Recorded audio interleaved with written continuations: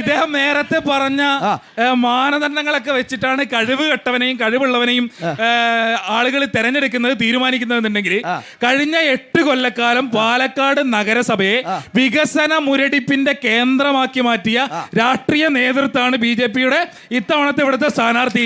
എത്രത്തോളം കഴിവുകെട്ടവനായിരിക്കും അദ്ദേഹം എന്നുള്ളത് ഈ നാട് ഇതിനോടകം തന്നെ അദ്ദേഹത്തിന്റെ തന്നെ സ്കെയില് വെച്ച് അളന്നു മനസ്സിലാക്കുന്നുണ്ടാകും.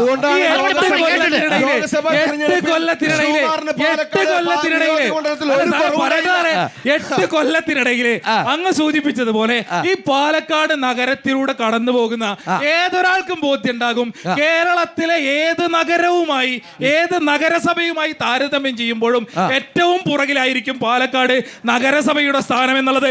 പൊളിച്ച് തകർത്തിട്ട് എന്നിട്ട്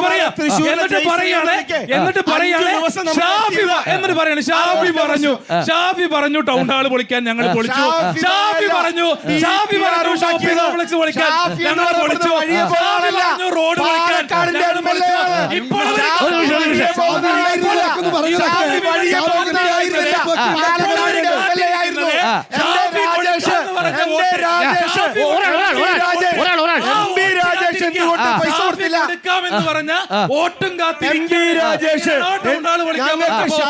വോട്ടും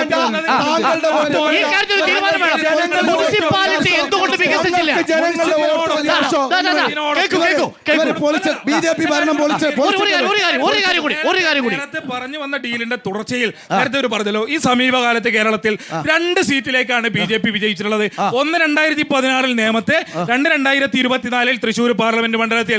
രണ്ടിടത്തും കണക്കുകൾ സാക്ഷ്യപ്പെടുത്തുന്നു കോൺഗ്രസിന്റെ UDF-ന്റെ വോട്ട് BJPക്ക്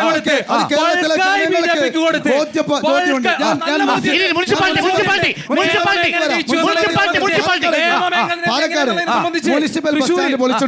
ടൗൺ ഹാൾ പൊളിച്ചിട്ടു, സുൽത്താൻപേട്ട ഷോപ്പിംഗ് കോംപ്ലക്സ് പൊളിച്ചിട്ടു, പാലക്കാട് സ്റ്റേഡിയം ഇവര് പൊളിച്ചിട്ടുണ്ട്, school building, stadium road, shopping complex, സ്ത്രീകളുടെയും കുട്ടികളുടെയും ആശുപത്രി റോഡ്,